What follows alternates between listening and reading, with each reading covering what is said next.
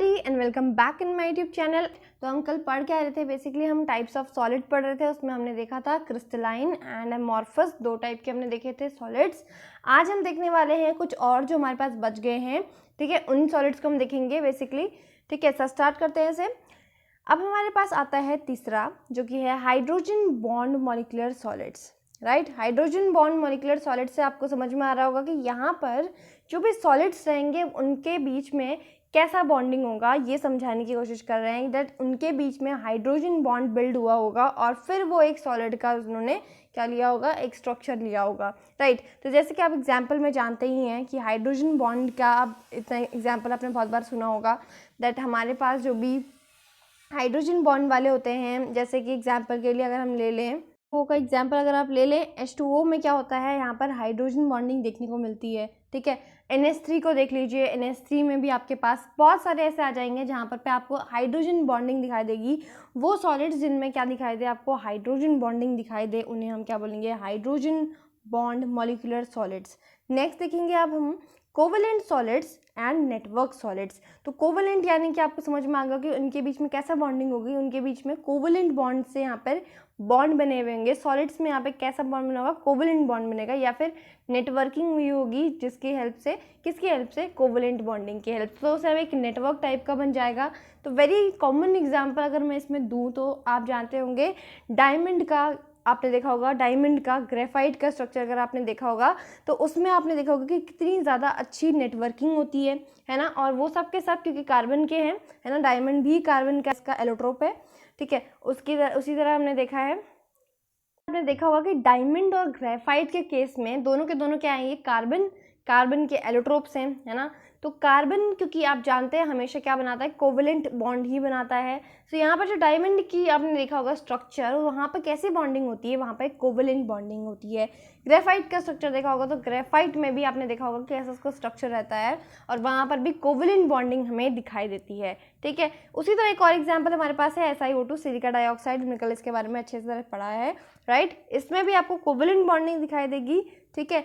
जो भी आपके पास एटम्स रहेंगे इनके बीच में कैसी बॉन्डिंग होगी, नॉर्मल कोवेलेंट बॉन्डिंग, जो कि शेयरिंग ऑफ इलेक्ट्रॉन से बनी हुई होगी, उसे हम क्या बोलेंगे, कोवेलेंट सॉलिड्स कहेंगे, या फिर नेटवर्क सॉलिड्स, क्योंकि इनके काफ़ी जब कोवेलेंट का केस आता है ना तो ज़्यादातर क्या होता है, नेटवर्किंग हो जाती है ना, तो इसलिए नेटवर्क सॉलिड्स भी हम इसे कहते हैं, राइट। तो यहाँ पर लिखा हुआ है these are solids having covalent bond between every two atoms, यानी कि हर दो एटम्स के बीच में यहाँ पे आपको कोवेलेंट बॉन्ड दिखाई देगा, due to which they have a network structure. इसकी वजह से इसका स्ट्रक्चर कैसा होता है, कि नेटवर्क लाइक स्ट्रक्चर आपको दिखाई देगा, जैसे कि डायमंड एंड ग्रेफाइट में आप आराम से देख सकते हैं कि एक नेटवर्क स्ट्रक्चर आपको दिखाई देता है। सो इसीलिए हम यहाँ पे इसे क्या बोलते हैं, नेटवर्क सॉलिड्स भी बोलते हैं, और कोवेलेंट सॉलिड्स इसलिए से हम बोलते हैं ड्यू टू इट्स बॉन्डिंग। तो अब हमारे पास नेक्स्ट आता है मेटालिक सॉलिड्स। मेटालिक यानी कि मेटल से समझ में आ रहा होगा कि यहाँ पर होगा कौन, मेटल होगा। और मेटल के अंदर जो आप जानते हैं Fe, अगर हम एक Fe ले रहे हैं, ठीक है, फेरस हमने लिया है, तो उसके अंदर एक Fe को बनाने के लिए बहुत सारे एटम्स उसमें रिस्पॉन्सिबल है। वो सब एटम्स ने एक दूसरे से कैसी बॉन्डिंग बनाई होगी, मेटालिक बॉन्डिंग बनाई होगी। मेटालिक बॉन्ड जब बना होगा तब जा करके वो एक Fe बन पाया होगा, है ना। तो यहाँ पर जो होगा सॉलिड जिसमें मेटालिक बॉन्डिंग से सारे के सारे जो मेटल के एटम हैं उनको हमने बनाया हुआ है ना, एक क्रिस्टल के अंदर आप कह सकते हैं उसको रखा हुआ है, तब जाकर के आपको Fe का या कॉपर का या फिर आपको सिल्वर, प्लैटिनम या फिर गोल्ड जैसे आपको एग्जाम्पल देखने को मिल जाएंगे, ठीक है। तो एक अकेले एटम से नहीं होता, ये सब बहुत सारे एटम्स मिल करके ये क्या करते हैं, मेटालिक बॉन्ड फॉर्म करते हैं, और फिर यहाँ पर मेटल्स जो है हमें दिखाई देते हैं सॉलिड फॉर्म में, तब हमें दिखाई देते हैं। तो मेटालिक सॉलिड समझ में आ गया। हमने क्या क्या पढ़ा, शुरू में हमने सबसे पहले देखा था हाइड्रोजन बॉन्डिंग वाला, जिसमें हमारे पास क्या होगी, हाइड्रोजन बॉन्ड से हमारे पास मॉलिक्यूल्स अटैच्ड होंगे और तब उसे हम क्या बोलेंगे, हाइड्रोजन बॉन्ड मॉलिक्यूलर सॉलिड्स। फिर हमने देखा था कोवेलेंट सॉलिड्स, जिसमें क्या होंगे, सॉलिड्स जो होंगे कोवेलेंट बॉन्ड से अटैच होंगे। कोवेलेंट बॉन्ड की जब भी बात आए तो कार्बन को हमेशा याद रखना, कार्बन के एलोट्रोप्स को याद रखना, diamond and graphite and silica dioxide. फिर मेटालिक सॉलिड्स में क्या होगा, मेटल्स जिस भी बॉन्ड से यानी कि मेटालिक बॉन्ड से अगर अटैच्ड हैं तो हम उसे क्या बोलेंगे, मेटालिक सॉलिड्स हैं वो। एग्जाम्पल के लिए आप कोई भी मेटल का एग्जाम्पल आप दे सकते हैं, राइट। अब हमारे पास आ जाता है बहुत ज़्यादा important topic, which is space lattice and crystal lattice. तो क्या होता है ये स्पेस लैटिस और ये क्रिस्टल लैटिस? तो स्पेस लैटिस आपके पास एक 3D अरेंजमेंट होता है किनका? पार्टिकल्स के, सॉलिड के पार्टिकल्स का, ठीक है। तो जो भी सॉलिड के पार्टिकल्स होंगे वो एक 3D वे में अरेंज्ड होंगे इन ए रेगुलर मैनर। एक रेगुलर मैनर में जब वो अरेंज्ड रहेंगे उन्हें हम क्या बोलेंगे? स्पेस लैटिस कहेंगे, ठीक है। स्पेस लैटिस को और अच्छे से समझने के लिए हमें एक और टर्म समझनी होगी। देखिए मैं आपको अच्छे से डायग्राम की हेल्प से समझा रही हूँ यहाँ पे, ताकि आपको समझ में आए चीज़ें, ठीक है। तो 3D ये रहेगा, 3D वे में होता है अरेंज्ड, ठीक है। क्या अरेंज होते हैं यहाँ पर? जो भी सॉलिड के पार्टिकल्स होते हैं वो 3D वे में अरेंज रहते हैं, और वो भी रेगुलर उनका मैनर होता है जिसमें वो अरेंज होते हैं, कहीं भी अरेंज नहीं होते, रेगुलर मैनर में अरेंज होते हैं, ठीक है। अब एक नेक्स्ट टर्मिनोलॉजी आती है जिससे आपको स्पेस लैटिस को और अच्छे से समझने में हेल्प होती है, वो होता है यूनिट सेल। तो यूनिट सेल क्या होता है? यूनिट यानी कि एक सेल, है ना। तो यूनिट सेल यहाँ पे आपको दिखाई दे रहा होगा एक डायग्राम, ये पूरा आपके पास 3D आपको दिखाई दे रहा है, एक लैटिस का स्ट्रक्चर है, स्पेस लैटिस है, या फिर आप क्या बोलेंगे इसे? क्रिस्टल लैटिस है। क्रिस्टल बोलिए, स्पेस लैटिस बोलिए, बात एक ही है। तो दोनों को ही आपको अच्छे से याद होना चाहिए उसका नाम, राइट। तो यहाँ पर देखिए पूरा का पूरा ये है आपके पास, हमेशा क्या होगा? एक ही हमेशा नहीं रहेगा यूनिट सेल, राइट। बहुत सारे होंगे, उसके बाद हम उस पे से एक यूनिट सेल की बात करते हैं। तो यूनिट सेल आपको समझ में आएगा कि ये जो चीज़ें हैं, आपको इतना बड़ा जो ये लेटिस बना रही हैं, ये एक यूनिट सेल से ही बना हुआ है। तो आप इसे ऐसा फील कर सकते हैं कि एक जो भी आपके पास मॉलिक्यूल बना है वो किससे बना है? एक एटम से बना है। तो यहाँ पे ये एक एटम का काम कर रहा है, एक यूनिट सेल एक स्पेस लैटिस के अंदर। तो एक स्पेस लैटिस के अंदर बेसिकली ये रिपीट क्या हो रहा है? ये सब एक जो ये आपके पास ये दिखाई दे रहा है, यही चीज़ें तो रिपीट हो रही है बार बार। तो यहाँ पर जो आपके पास रिपीट हो रहा है ये चीज़, है ना, यही तो है, हर जगह रिपीट हो रही है, और फिर जाकर के एक आपके पास क्या बना हुआ है यहाँ पे? स्पेस लैटिस या क्रिस्टल लैटिस आपको दिखाई दे रहा है, राइट। तो हम यहाँ पे ये बात भी कह सकते हैं कि जो आपके पास यूनिट सेल होता है वो एक छोटा सा 3D पोर्शन होता है, जिससे कि एक कंप्लीट स्पेस लैटिस बनता है इसके रिपीट होने से, किसके? यूनिट सेल के। तो रिपीटिंग यूनिट है जो हमारे पास, एक यूनिट सेल होता है वो रिपीटिंग यूनिट होती है किसी भी स्पेस लैटिस या क्रिस्टल लैटिस की, राइट। तो it is called unit cell. It is the smallest repeating unit of space lattice is called unit cell. और आप इसका एग्जाम्पल देख सकते हैं, यहाँ पर हमने बना रखा है क्यूबिक यूनिट सेल का, ठीक है। तो यहाँ पे एक क्यूब है जो कि रिपीट हुआ जा रहा है, और इससे एक बड़ा क्यूब बना रखा है। तो बना कैसे है? बेसिकली एक छोटी सी यूनिट सेल जो है आपके पास क्यूबिक यूनिट सेल से, उससे बना हुआ है, और फिर उसने एक बड़ी जो आपके पास लैटिस स्ट्रक्चर बनाई हुई है, ये आपको दिखाई दे रही होगी। तो ये एग्जाम्पल जो ये डायग्राम है इससे आप इसको अच्छे से समझ सकते हैं, राइट। समझ में आ गया यूनिट सेल क्या होता है और स्पेस लैटिस क्या होता है? स्पेस लैटिस यहाँ पे बहुत ज़्यादा बड़ा एरिया होता है, आप कह सकते हैं कि 3D एरिया होता है, जिसमें कि आपके पास क्या होती है? छोटी छोटी यूनिट सेल्स होती हैं, उससे बना हुआ होता है हमारा कौन? Space lattice.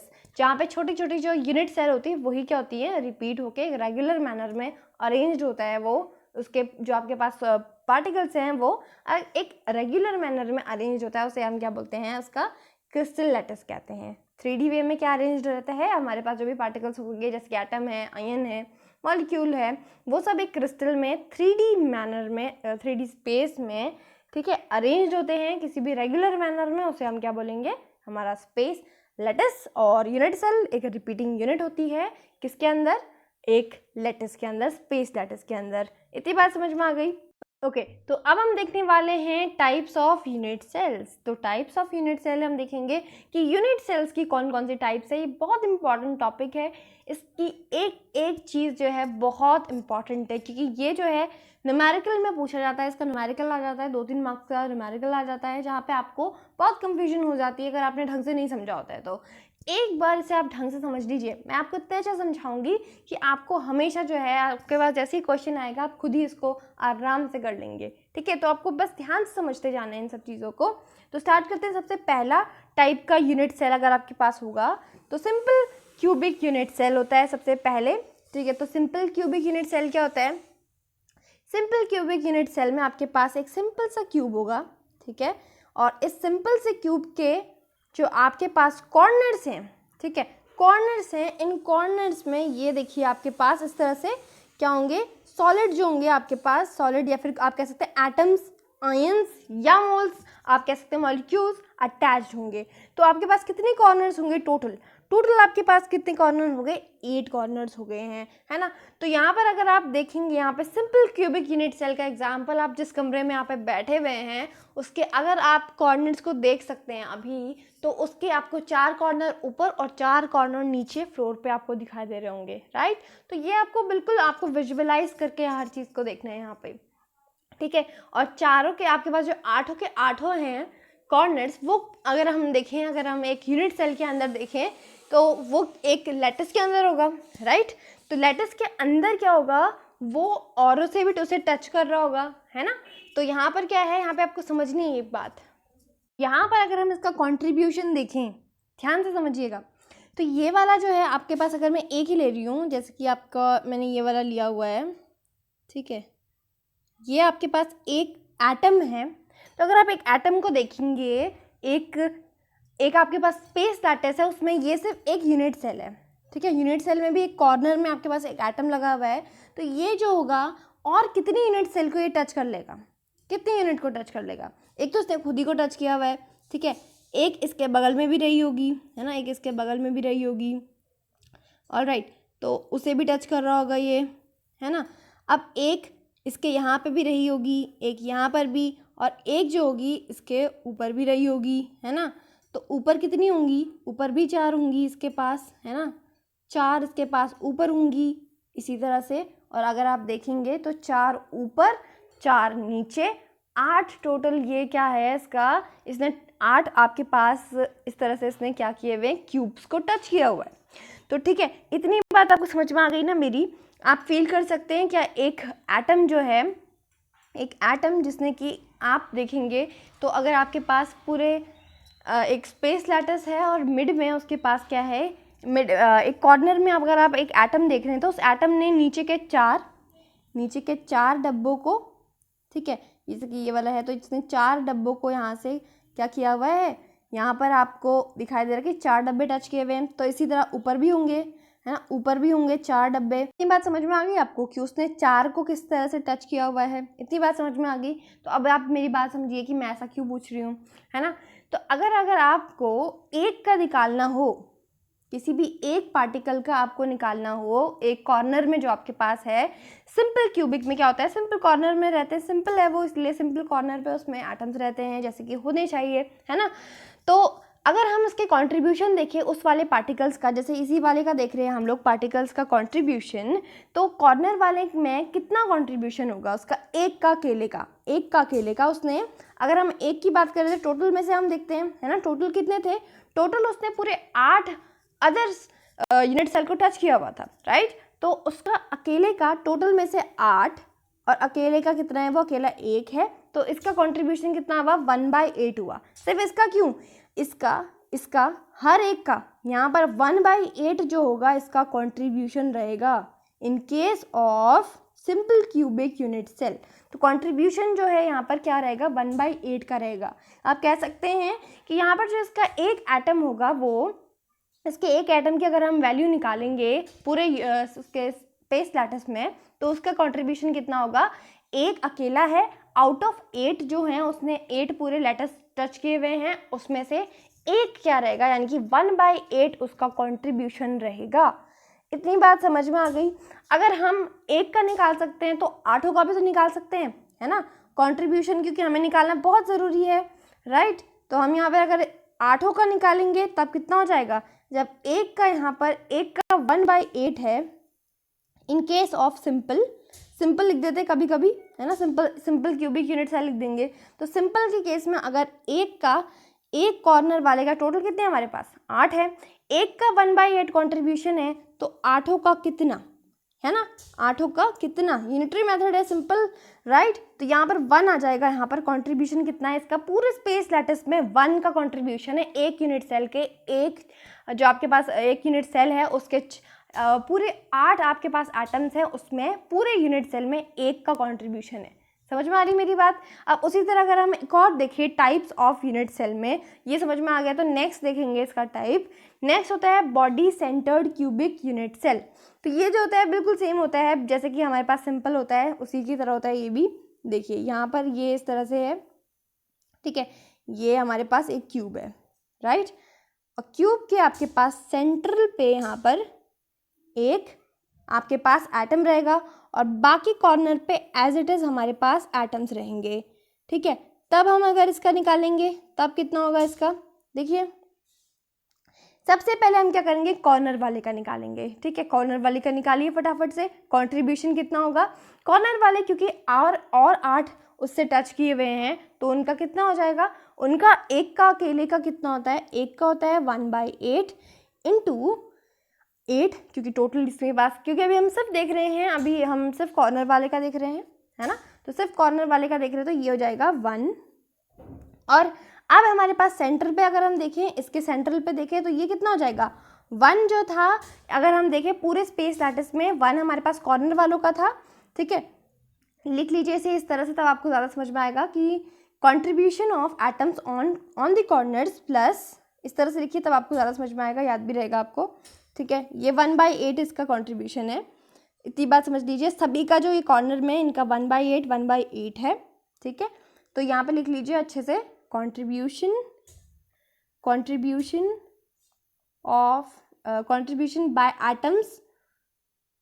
Bye atoms on the corners कितना हुआ, या फिर डायरेक्टली लिख लीजिए कॉर्नर्स में कितना है, कॉर्नर्स में आपके पास हो गया है 1/8 इंटू 8 इज इक्वल्स टू कितना हो गया 1, ये लिख दिया।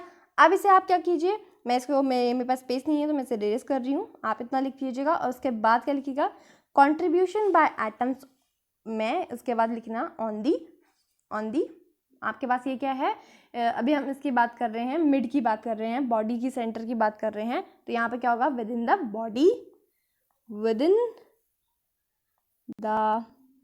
बॉडी, ये कितना हो जाएगा आपके पास, एक ही तो है ये, इसका कोई वो है ही नहीं, इसने किसी को टच ही नहीं किया है, एक अकेला है ना, तो यहाँ पे सिंपल ये 1 हो जाएगा। अब इसके बाद अगर हमें टोटल निकालना हो, इतना लिख लिया है आपने, इतना लिख लिया, उसके बाद अगर आपको निकालना है यहाँ पे टोटल निकालना है body centred cubic unit cell का, BCC का निकालना है आपको, तब ये कितना हो जाएगा, तब हो जाएगा आपके पास number of atoms present in the unit cell, number of atoms present in this unit cell कितना हो जाएगा, एक तो हमने निकाल लिया है कॉर्नर्स का, एक हमने निकाल लिया है सेंटर पे, वो किसी से अटैच नहीं है, तो 1 + 1 will be 2, directly 1 + 1 will be 2 लिख दीजिए इसका आंसर। तो यहाँ पर BCC का कंट्रीब्यूशन कितना होता है, BCC का होता है 2, अभी हमने इससे पहले देखा था सिंपल क्यूबिक का होता है 1, तो ये बात समझ में आ रही है आपको। अब हम देखेंगे उसी तरह फेस सेंटर्ड का, अब फेस सेंटर्ड क्या होता है ना, इसी तरह तो होती है चीज़ें, फेस सेंटर्ड भी बहुत ईजी है। यहाँ पर क्या रहेगा आपके पास, बस फेसेस में आ जाएंगे, ऐड ऑन हो जाएंगे, ये रहा आपके पास एक क्यूब बना लीजिए, और यहाँ पर क्योंकि फेस के सेंटर्ड में, ठीक है, सबसे पहले ये देखिए यहाँ पे एक फेस है, इसके सेंटर में होगा, एक यहाँ है, एक यहाँ है, एक यहाँ है, एक नीचे है, एक पीछे को है ना, तो उसी तरह कितने आपके पास फेसेस होंगे इसके, बताइए कितने फेसेस होंगे आपके पास, इसके पास पूरे 6 फेसेस होंगे, है ना, 6 फेसेस बना दिए मैंने, तो 6 फेसेस और 6 फेसेस के अलावा जो कॉर्नर्स में हैं उनको भी ऐड करेंगे, फिर हम देखेंगे इसका कंट्रीब्यूशन, ठीक है। हम जानते हैं जो हमारे पास कॉर्नर वाले हैं उनका कंट्रीब्यूशन तो हमें पता ही रहता है, कॉर्नर वालों का कितना होता है 1/8 होता है, अदर के रिस्पेक्ट में, स्पेस लैटिस के रिस्पेक्ट में कितना होता है 1/8 होता है। अगर आप फेस सेंटर्ड का देखेंगे तो फेस सेंटर्ड का कितना होगा, ये वाला जो है फेस सिर्फ एक और क्यूब से ही तो टच हो सकता है ना, तो ये वाला जो होगा एक और से ही टच हो पाएगा, बिल्कुल सही बात बोली है ना, तो ये जो इसके ऊपर वाला होगा उसी वही तो इससे टच कर पाएगा, है ना, तो यहाँ पर इसका रेशियो कितना हुआ, 2 में से 2 सिंपल, टोटल कितने हुए, टोटल आपके पास हो गए 2, आपके पास जो है यूनिट सेल हैं, तो 2 यूनिट सेल में से ये कितना है 1 है, तो इसका कंट्रीब्यूशन कितना हो गया 1/2 हो गया। समझ में आया मेरी बात? इजी था, 1/2 हो गया। और हम जानते हैं आपके पास जो कॉर्नर है उसमें कितना है उसका 1/8 है ना। तो अगर हम यहाँ पर निकाल लें, इनका टोटल निकाल लें, टोटल के लिए कितना है तो ये कितना हो जाएगा। सबसे पहले हम निकालेंगे, पहले आराम से लिखेंगे contribution by atoms on the corners, contribution on corners. फिर हम लिखेंगे कॉर्नर्स के बाद हम लिखेंगे यहाँ पर ऑन दी फेसेस, है ना। फेसेस में कितना, देखिए कॉर्नर्स में होगा 1/8 एक का, और 8 है पूरे टोटल कॉर्नर में, तो 8 = 1। और उसी तरह अगर हम कंट्रीब्यूशन ऑन द फेसेस देखें तो ये देखिए ये टोटल कितने हैं, 1/2 का कंट्रीब्यूशन है। और टोटल कितने हैं इसमें, आपके पास फेस सेंटर्ड में 6 फेसेस हैं, तो 6 के सेंटर्ड फेस के सेंटर्ड में आपके पास एटम्स होंगे, तो ये कितना हो गया 1/2 × 6, यानी कि इसे आप करेंगे कैंसिल आउट, तो ये आ जाएगा आपके पास 3। तो टोटल अगर आप देखेंगे यहाँ पर number of atoms in FCC, ठीक है, FCC इस तरह से शॉर्ट फॉर्म करके लिखते हैं FCC, तो आपके पास FCC, BCC और सिंपल आ जाता है। तो आपको समझना होगा कि कौन सा आपके पास सिंपल की बात कर रहा है, कौन आपसे किस चीज़ की बात कर रहा है, ये आपको समझना है। FCC, right, FCC। तो FCC के लिए टोटल कितना हुआ, FCC के लिए टोटल कितना हुआ, एक तो हमने निकाल लिया 1 + 3, 1 + 3 = 4। तो फेस सेंटर्ड के लिए हमारे पास होता है 4। और इससे पहले हमने क्या देखा था, body centred cubic unit cell BCC, उसके लिए हमने निकाला था 1। एक तो 1 आया था टोटल कॉर्नर्स के लिए, और बीच में एक ही था तो सिंपल 2 था उसका। उसी तरह हमने देखा था हमारा सिंपल क्यूबिक यूनिट सेल के लिए, सिंपल क्यूबिक में क्या था 1/8 था एक का, और इंटू करेंगे हम 8 उससे, तो हमारे पास पूरे का आ जाएगा, पूरे का यानी कि 1/8 × 8 = 1, यानी कि सिंपल 1 जो होगा उसका कॉन्ट्रीब्यूशन होगा पूरे स्पेस लेटर्स में।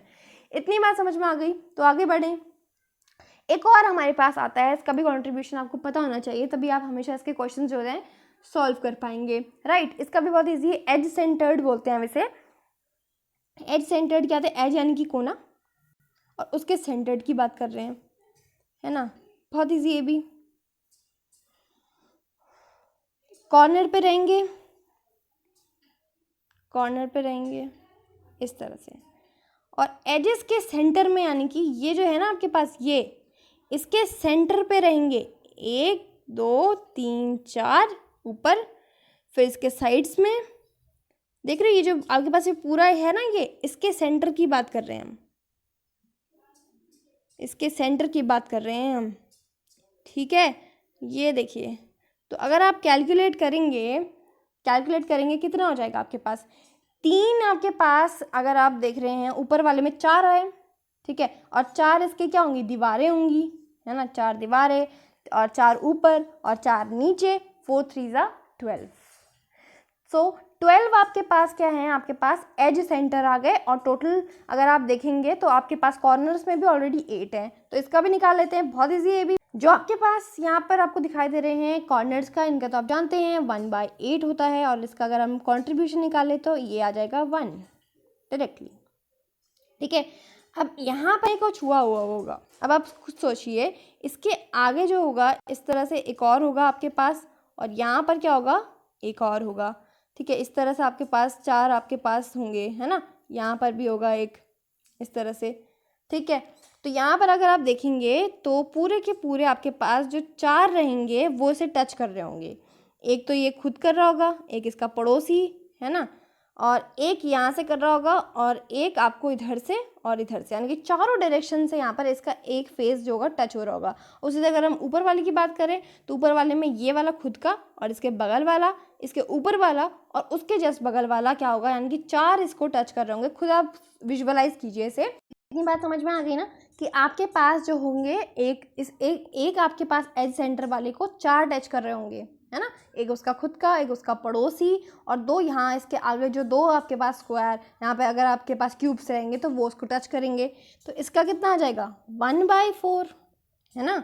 एक को 4, टोटल 4 में से एक का अगर हम देखें तो 4 टच कर रहे हैं, उनमें से एक जो है क्या है आपके पास एज सेंटर्ड है, तो 1/4 होगा। टोटल कितने हैं आपके पास एज सेंटर्ड, 12 है ना, कैलकुलेट कर लीजिए, एज के सेंटर में 12 आ रहे हैं, तो इसका कंट्रीब्यूशन हो जाएगा 3, 3 + 1 करेंगे आप टोटल के लिए। अगर हम इसका टोटल निकालें, number of atoms present in the unit cell, number of total है ना, total number of atoms in the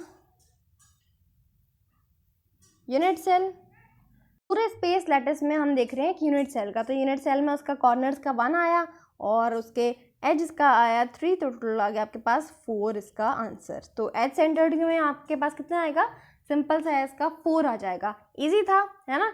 तो ये इतना इजी सा है ये वाला चैप्टर। जब हम इसके नेक्स्ट क्लास में मिलेंगे ना, तो हम इसके क्वेश्चंस देखेंगे, तब ये जो होगा ना आपके पास क्वेश्चन, ये वाला जो टॉपिक है आपका बहुत स्ट्रांग हो जाएगा तब। ठीक है, तब तक के लिए आपको क्या करना है, तब तक के लिए आपको इसको याद करना है अच्छे से कि एज सेंटर्ड में हमने कैसे निकाला है, कैसे मैं आपको बोल रही हूँ उसका कंट्रीब्यूशन निकालने के लिए। ठीक है, तो उसी तरह से आपको समझ में आएगा कि एज सेंटर्ड में हमने कैसे करके पूरे कॉर्नर्स का पहले हमने निकाला। कॉर्नर्स का हमारे पास 1 आता है हमेशा, 1/8 करके इंटू 8 उसके एटम्स को देखेंगे। अगर हम 8 के लिए देखेंगे तो 1 आ गया। फिर उसी तरह हमने देखा 1 का पहले एज सेंटर का, फिर उसके बाद हमने इसके 12 का देखा, इंटू 12 कर दिया हमने, 3 आया, और फिर दोनों को ऐड किया हमने, तो दोनों को ऐड करने के बाद 4 आया। ठीक है, फेस सेंटर्ड का भी हमने देखा था, फेस सेंटर्ड यानी कि कॉर्नर्स पे बिल्कुल वैसे ही रहेंगे और बस क्या रहेंगे, अब हमारे पास जो एटम्स होंगे उसके फेसेस में आ जाएंगे। तो 6 फेसेस होते हैं, तो 6 फेसेस में और आ जाएंगे, और एक अगर जो एक फेस होता है बस दूसरे ही आपके पास जो दूसरा उसका यूनिट सेल होगा उसको टच कर सकता है, तो सिर्फ 2 ही को टच कर सकता है। तो इसका अगर हम इसका कॉन्ट्रीब्यूशन देखते हैं तो 1/2 आ जाता है, यानी कि 2 में से 1 को ये कर पा रहा है टच। तो 1/2 इंटू 6 है हमारे पास टोटल, तो इंटू 6 यहाँ पे हो जाएगा, = 3 यहाँ पे आ जाता है आपका। ठीक है, 3 आ जाता है पूरे स्पेस लैटिस में एक यूनिट सेल का 3, और 1 इसका ऑलरेडी आ गया, तो 3 + 1 इसका भी 4। तो FCC और यहाँ पर ये देखिए एज सेंटर दोनों ही 4 रहते हैं, तो यहाँ पे कंफ्यूज होने की कोई ज़रूरत नहीं है। ठीक है, और बाकी सिंपल का मैंने समझा दिया आपको, बॉडी सेंटर्ड का समझा दिया। अब मैं नेक्स्ट क्लास में जब आप मिलेंगे तब आपको ये सब चीज़ें याद होनी चाहिए, तब आपको बार बार रिकॉल ना करना पड़े। इसको वीडियो को देखिएगा, उसके बाद ही उस वीडियो में जाना। ठीक है, तो मिलेंगे नेक्स्ट वीडियो में विद दैट क्वेश्चंस। हम करने वाले हैं इंटरेस्टिंग क्वेश्चंस हैं, और भी कुछ जो नया टॉपिक अगर स्टार्ट कर पाएंगे तो वो स्टार्ट करेंगे। तब तक के लिए goodbye and take care. If you found my video helpful, then please like the video and comment if you have any doubts regarding the topic, and do subscribe the channel if you really wanted to learn like this. So keep watching my videos and stay tuned.